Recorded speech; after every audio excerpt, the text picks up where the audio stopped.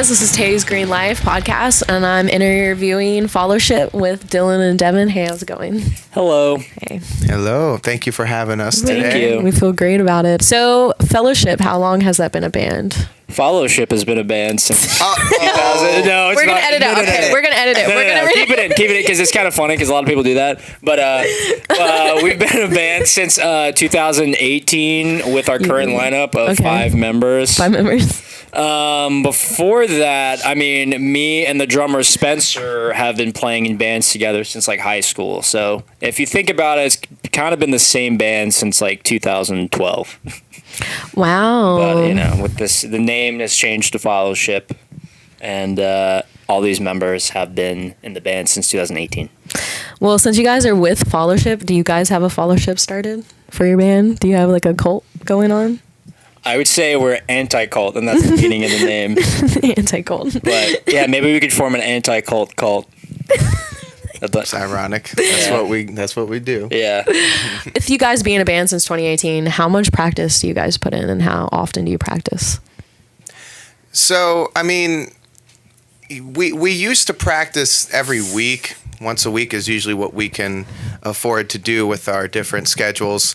Lately, it's been a little bit more challenging because within the last year and a half or so, a couple of members moved further away. Yeah. One of the members is in college and up in Fairfax, so that's kind of a long hike for him. Devin's brother Cameron is another member, and he's going to be moving back to Richmond soon, actually. But for now, he's like a little over an hour away in Tappahannock. So, and especially now with gas prices as high as they are, like, it can just be hard for us to arrange for us to be consistently practicing. But hopefully we'll be hitting a stride again soon. Zoom practice only. Yeah. With that great audio latency, it'll sound so good. Since you guys have been together for a little bit, what kind of venues were your favorite? Ooh. Favorite? I mean, we played the Canal Club a lot. Yeah. And that one has been like consistently really good to us and like really fun to do. The most like fun venue we had was on tour recently. It was called Hex. It was like a house venue. Yeah. It was really packed. Just a really fun show. A lot of cool people who lived at that house. So I would say like recently that was like the most fun show that we played, and you know, probably best venue. Yeah. Fun fact. Wait, what was the name of that town in New Jersey? It was in New Jersey. Yeah, it wasn't in Jersey, but I don't remember the town. I just remember we got home from the tour and I just was watching some My Chemical Romance interview for some reason, and Gerard Way, it was like him in the Three Cheers era, and he was talking about they had just played house shows in that same neighborhood that we were in. So it's like that community and house show music scene is still pretty vibrant there. Yeah. And it was like, wow, I feel cool to have passed through there and done a show in that little world that has been thriving for that long and has a legendary band like that came through. And I thought that was cool. Yeah, definitely. That was one of my favorite places to play too. It was sick. We finished playing. We're the last band of the night. And so we're on tour. So we slept there. I just remember I slept in the exact same place I was standing when I played the set. Oh my God. Just went to bed there. It was great. I wouldn't trade it for a thing. Sometimes you got to rough it. And if you're with the right people, it's fun. It's a good memory, you know? That's right. If you had advice to give to anyone else going on tour, would that be something you include in the advice you would give them? Just have fun. Or are you talking about places to stay? No, just in general, when you guys go out in your shows, is there any advice to other people that are trying to do the same thing? Well, I mean, we've only been on one tour, so I don't know, how typical, our advice would be. Yeah, we're still learning. I mean, we're still kind of learning, like everybody else is in our position. I mean, I guess from what we learned, having a nice place to sleep will really impact how you feel about the whole tour. And I felt pretty lucky that mostly, we were doing pretty good.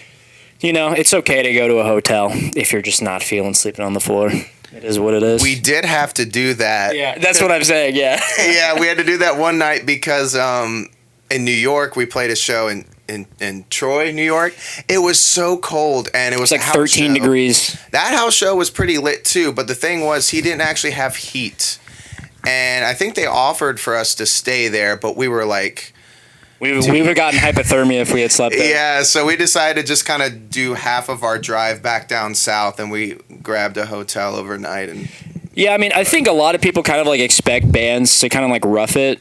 Yeah. But I think that's kind of like in this day and age, kind of like a bad expectation. I mean, I just feel like bands should, they're people too. Their mental health deserved, to be good. So and physical health. Exactly. Yes. So, if you need to sleep in a hotel, it's all good. Yeah. It was worth it. I mean, same thing with anyone with the business. Like, people expect you guys to be broke and like struggling, but then there's we're definitely broke. Well, yeah. I mean, most bands are, but also small businesses, other artists. Like right now, this is a sucky time, especially with the recession, and like. Oh yeah. Like, how does that impact your... F the government. Yeah, the government. Okay. Overthrow them. How would, the recession, like, make you guys struggle a little bit more with being a band? I mean, like, personally, I don't know. I don't really know if it's, like, impacted us as a band. It might, like, impact, like, our personal finances. Yeah. But, like, usually we're able to get together still and pay for what we need to.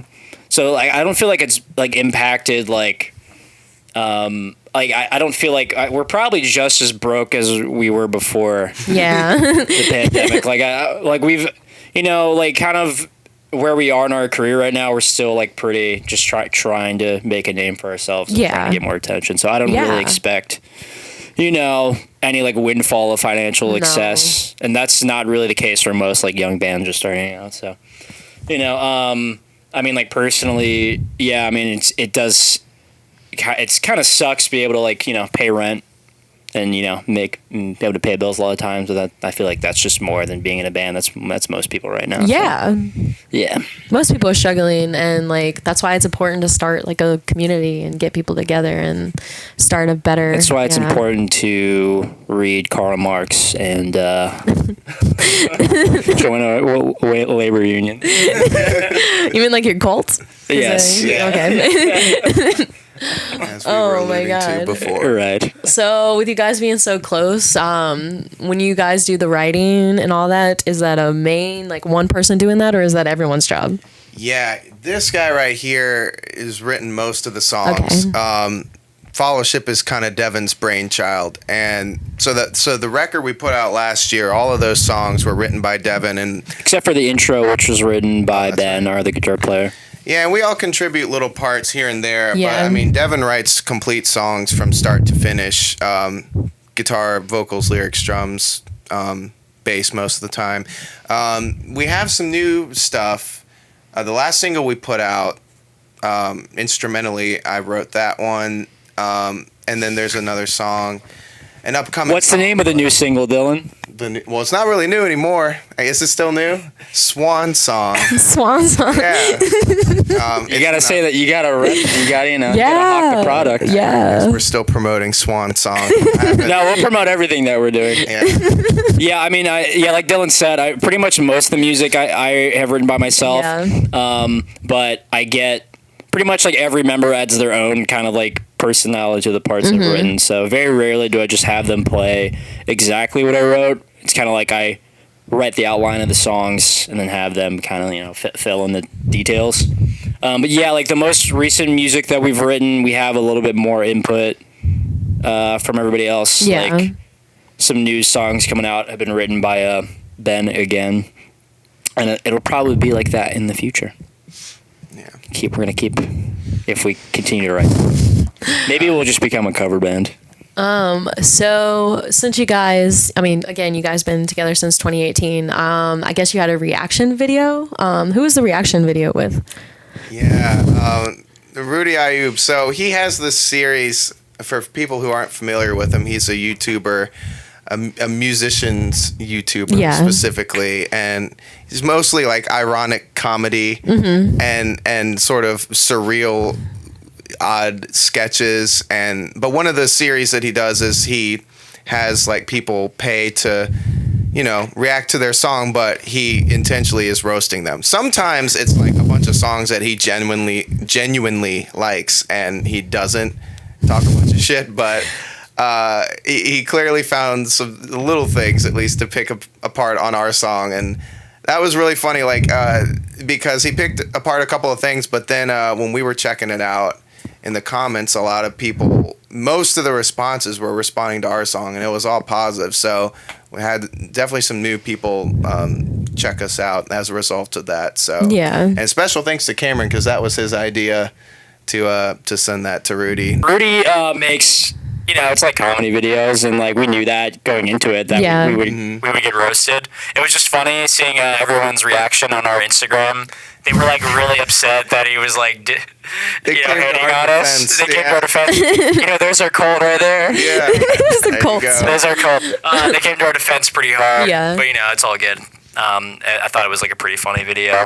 Yeah, I think it works for our sense of humor, because we don't take ourselves too seriously. Yeah. I think as far as the discipline with like creating and performing music, like we kind of have to take that seriously. But I don't know. In some ways that we conduct ourselves and like our sense of humor, we're kind of goofy, and so that seemed like a fun opportunity for us to like have some funny content to share. And honestly, I didn't even know that many people would pay attention to us specifically out of that video, because each video he does in that series has like 6 or 7 songs from different bands. So it definitely felt good to see that ours happened to stand out to people, and they liked it unironically. So yeah, it's cool. Good that you guys got something out of it. I think helping each other out too also helps. Like, you guys are here with my interview, and I'm trying to support Richmond's small business and local bands. And I think it's important that you guys are also trying to do the same thing, because it doesn't hurt to help out the little guys, because you guys are still learning your way. And it's good that you guys want to help out other people too. Because, I'm trying to build a community, and like, I feel like the metal scene could use it, because a lot of the times it's not a community. And I think it's good that everyone, especially this music community, they're a little bit different. They try to be like friends with everybody, but at the end of the day, it's still a competition. I think the Richmond music scene's pretty great. A lot of people come out to support shows. I see a lot of the same people. We don't really have beef with anyone, which is good. Everyone's usually pretty chill. They support, like mixed genres. Like, a lot of our favorite bands aren't even like punk or metal necessarily who live around here, but that's what I think makes it special. Is just there's a lot of like diversity, and a lot and a lot of crossover. I think we've been lucky to like be able to cross over with the sub scenes in Richmond, because like you've got like Canal Club. What about the dom scenes? The what scenes? Never mind. Oh, sub and dom. We're going sub and dom. Like I guess in Richmond, you have like your Canal Club scene with like metalcore and stuff. There's the pop punk scene, a little bit of intersection with those two, I guess. And then like the VCU, like indie rock, garage rock stuff. And we've like had shots to play with like all of them. And I don't know, I kind of like, I just like this community a lot. That's one of the things I like about playing with different people, playing different shows, variety of venues, house shows, stuff like that. I like to kind of, not just for the experience, but I feel like as a musician and just as like a friend and a member of the community, I like to take away from all those different places and people that I meet. Yeah. And since it's local, if something goes well, if the experience goes well, you probably see them again. So there's a lot to nurture there. So that's one of the benefits I feel like of not being a genre specific band. We have screaming, so obviously it somewhat categorizes what we do, but I don't know. Yeah. Sure. So what kind of local bands did you guys like playing with? I'm wearing a shirt right now of a band called Half Cast. They're really good. Check out their album they put out a few weeks ago. They just put out a recent album. We've played a lot of shows with them, a lot of house shows. We've known them for a while. So definitely a really cool local band. It's a masterpiece. We went on our tour, we went with a band called Asylum 213. They're definitely one of our favorite local bands. They're really good friends of ours. They're awesome. Cool. They also have a record that came out probably late 2021 or like earlier this year. That was last year. No, it was earlier this year. Yeah, it came out recently. Yeah, right. So, they're a really cool band. That's pretty good. Yeah, every band in Richmond's really good. So. Yeah, I see that. Would there be any bands that you would recommend that are in the local scene that you think might, want to do something like this too? like join the community that we have building here? Like do this podcast? Yeah. Maybe those 2 bands we just mentioned. Yeah. Get them on. Asylum will be a trip. They are hilarious. Yes. Yeah, you guys will love Asylum. They exist in their own lane of humor. And both of the bands we just mentioned, by the way, are like super creative. Like there's no one that sounds anything like them. That's they're both great. kind That's of great. They're both like very genre blending. Yeah. So that's part of how I think we've hit it off so well as friends and creatively. Yeah. And so it's been a good fit to play with them as frequently as we do, I feel like. That's so great that you guys are just trying to, work together and, help each other out and promoting everybody. Like that's one thing I love about the scene. You guys are all like nice. And then like you have some people that, don't want to venture out. And I'm like, you guys just have to. Like Richmond's cool. Like we're all cool. We're not going to like hurt people. And yeah, we're a metal scene, but we're not out to like hurt people. I know like some metal bands that actually listen to rap on their spare time. Like, and I'm just like, man. Oh, there's a huge crossover with that. Yeah. Especially. I love Aura. It's so good to hear like someone who's a really solid rapper. Yeah. In that genre here in our scene. Like, I love that so much. I like it too. I think Aura's pretty great too. So with everything that's going on already, what do you guys have going on in the next few months, maybe the year from now? Well, we just finished recording some songs for an EP. We don't really have anything as far as release dates. So we're probably going to be, figuring some stuff out over the next month or so, try to prepare for that. I would say it's probably going to be out by the end of this year, beginning of next year, most likely.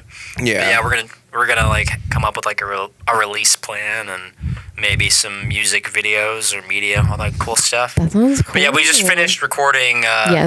Just a couple weeks ago, so pretty fresh. Super excited to hear that. So some of the music you guys perform, what would be a big influence? You take that one first. Yeah, like there are a lot of bands that have influenced us. Like I'm a really big fan of a lot of like early 2000s post-hardcore and hardcore punk. Like some of my favorite bands are Glassjaw and Coheed and Cambria. Oh, that's a good one. And I would say a lot of people definitely hear that in our music. Usually they'll say, oh, you kind of sound like Coheed or Glassjaw. I'm like, yeah, that's perfect. People compare us to Dance Gavin Dance, which I like as well. That was a good one. Well, barring the... Oh, no, controversy. This is topical. Here we go. Just barring the most recent thing with their singer. They've had problems with lots of singers. But this is true. This is their third singer? I think so. I've been a fan of that band for a long time. Me too. So yeah, but we definitely get compared to them. I'm a fan of bands like Thursday and At the Drive-In, other like post-hardcore bands. Yeah. Other than that, from like other like maybe more metal stuff, I would say maybe like, I don't know, Avenged Sevenfold. Yeah. Maybe like Under Oath. Yeah. Pretty good names. Is there any others I can mention that are pretty big influences? Everybody likes Deftones. Yeah. I love Deftones. Everyone's making it a meme now, and I'm like, oh my God, please stop. No, the real meme is Tool. Oh, no. Honestly, I like Tool. I'm a big fan of Tool. I like the Tool. Nobody likes Tool. I like Tool. I've tried. I don't hate. I respect, but I've never been able to. Okay. I just feel like it's math rock, You got to be able to, It's the ultimate math rock. Yeah, you got to be able to like count to 17. Yes. Yeah, I would say as far as influences go, obviously with Devin being like the primary writer, the first album, you're going to hear the Glassjaw and the Coheed probably above everything else for the most part. And then the songs we've done since, Devin has written songs on this EP too, and I think with your vocal style, Coheed's always going to be a thing that people identify with the way that you sing and write. But these songs are like not as heavy, but they're more melodic. Yeah. They're doing different things dynamically. They're like a little bit more technical, but it's not like prog. And so I don't know, so we're gonna get more Dance Gavin Dance comparisons. Well, probably, especially on like Actually, one song. Let's just start saying "Hail the Sun" instead. Yeah. Well, yeah, yeah, for sure. The Swan core in general is definitely like on our more recent songs. That's true. I'd still just like maybe like Circus Survive. Now we're just like name dropping a million bands, but these are all the bands that we all love and listen to all the time. So. Yeah. So all those bands kind of play play a part in the way our music sounds. Yeah. How are you guys able to work so like hard together? Like, we don't work that hard. Let's just be you don't work that hard. Okay. I mean, we work pretty hard. Like Dylan said, we haven't been practicing that much recently. It's just been after we finish recording, it's nice to take a little break. We just all love really playing music. That's just the main thing. Yeah. So that's just why you're here. Yeah. That's why I'm here. That's why we're all here. That's what keeps us going. Is just like no matter what else is going on, we just love playing in bands, playing music, going to shows. Yeah, and being in the community. Like right now, everything's so tough right now. Everyone's stressed. Everyone's worried, and I think it's great that all of us can like work together. Even when the guys like your distance that you got going on with the band. Yeah, we're definitely all like really good friends, Yeah. We send memes in the group chat. All that good stuff. Y'all do. Dylan doesn't. It's like a part of my brain that's internet illiterate. So how is it working with Dan from Full Circle Recording? And what was your favorite part working with him? Well, Dylan, you've known Dan forever. Yeah, I met Dan like 11 years ago now. So I was just a teenager. And I was into metalcore back at the time. He was in a metalcore band. And he was like the first person that I discovered through a show that was a producer. And like he was already legit then, and he's only gotten better since. And he recorded your first little CD that you made. I did, yeah. I did a solo EP album. Yeah. I don't really know what the duration constitutes an album or an EP anymore. But I recorded some songs with Dan, and that was like opening Pandora's box for my mind. I didn't know anything about production, like double track a guitar. Why would you do this? Like all these things were just foreign to me, and it changed the way I listened to music and thought about music and played music and wrote music forever after meeting him and having that experience. And like for years following that, I always wanted something worth going back to him for.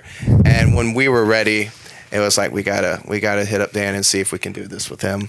We were like before we recorded that album, Violet Teenage Violence. We were. This was like coming like right out of like the worst of the pandemic, so we were still like unsure of when we would be able to play shows again or record. And we were looking at a few different places to record, but we ended up going to Full Circle because Dylan knew Dan. And thought it would be a pretty good experience. And he's just a really great producer, engineer. He really likes the music that we play. He's like a fan of this like style, this genre, specifically of the bands that we mentioned earlier. Like he's a fan of those bands. It was just like really cool because that was like the first thing that we did that was like so professional, so well done, and we think it really like captured our sound in a really great way. It was just like, and we went back to him for the EP that we just recorded because we were just like, we got to do it again. Yeah. Part 2. As far as a favorite part of that goes, like I think Dan and I share like a favorite moment where we tracked that part where you were singing into the guitar pickup of my guitar with like the chorus and delay and stuff. Like, there's a little video of that on Instagram. So I don't know, like I just I bit something off of Stone Temple Pilots. Oh my god. Yeah, they in one of the beginning of one of their songs, he like sings into a Scott Weiland sings into like a guitar pickup. So I was just kind of messing around at first, just like seeing what it would sound like through Pro Tools, and we were like, let's just put this on a little interlude. So that was pretty fun. That sounds cool. Because Dan was like, I've never done anything like this before, so it's just like, we'll just mess around. Yeah, it's fun he's open to experimentation a little bit, which was fun, Yeah. Yeah, he's like a cool, like really cool older brother who doesn't beat you up. And I'm the older brother, so I would know. Let's talk more about Swan Song. Okay. What does the song mean to you guys? Well, I think it's a really cool song. Dylan wrote the actual song, the instrumentation, and I just wrote the words and the lyrics for this one. So as what it means to us, I don't know. It's we like the song a lot. The song is about relationship. So that's most a lot of our songs about that. It's emo, it's sad, it's post-hardcore. You gotta sing about girls and boys. Well, yeah. So that was. I think it was like probably the first week of the pandemic. Yeah. And so, I was laid off temporarily from work, and a lot of us weren't really used to knowing what to do with all our free time cooped up in quarantine. So I just remember waking up one morning and deciding to just record whatever came to mind. And like, I had no intention behind it. And I was just kind of doing a riff dump that happened to be in the order of everything that became Swan Song. Like, I don't know. It didn't take a lot of intention or effort, but I just wanted to do some riffs. And also, I wasn't worried about how hard it was going to be to play either. I was just like, this is what I want to do right now. And then next thing I know, like a couple days later, like Cameron, because I think I posted it. Like I did like a full demo with just like guitar and like programmed drums. And I guess I put it on Instagram. Yeah. And Cameron saw it. Cameron's our bassist and Devin's brother. He saw it and then like uploaded an Instagram clip where he just wrote a bass line over it. And at that point, we're like, okay, I guess this is going to be a Followship song now. And it was weird because like, I hadn't written a song from the beginning for this band before that.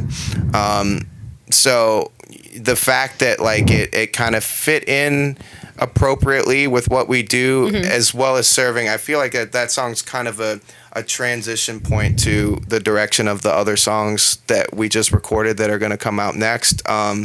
And then another thing about influences, just real quick, because obviously Devin mentioned a lot of the main influences, and we have overlap for that, but I kind of have my own influences with like the modern instrumental guitar scene with Polyphia and bands like that. So Animals as leaders. Yeah, I would say them, but as obsessed with Animals as leaders as I am, I can't say they've ever been an influence on my playing because I've never even attempted to try to replicate anything like that. But Polyphia for sure, that was like a big influence on some of the riffs in Swan Song. Yeah, I think it's a cool song because it's like the first one that I feel like first full song that another member wrote, and it was more like collaboration. On that one. Yeah. It's just really fun to play. So Dylan is also part of another band. What is your other band called? Lokius.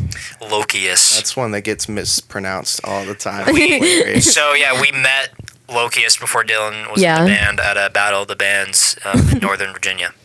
So, and that's how he joined. Yeah. We're more of a hard rock band. I know hard rock is so generic. I've never known... Butt rock band. No. Nothing but rock. 102.1. But yeah, it's we have played some shows together. Obviously, like Devin said, that's how I met them. Yeah. Genre-wise, Lokius is definitely a bit different. I guess like you might hear more of like a Foo Fighters kind of sound mixed with like classic rock, and then the new stuff we're working on, I guess, has a little more, I don't know, Queens of the Stone Age, Arctic Monkeys, those kinds of influences going into it. I think we got a lot going on. A lot of good things we talked about today. Like, I think it was great. You guys are great. Honestly, I would love love to have you back. Dylan, why don't you tell us about the time you met Tosin Abasi? Yeah, let's hear about that one. I met Tosin. Okay, so last year I got to go to this awesome guitar camp hosted by John Petrucci in Anaheim, California.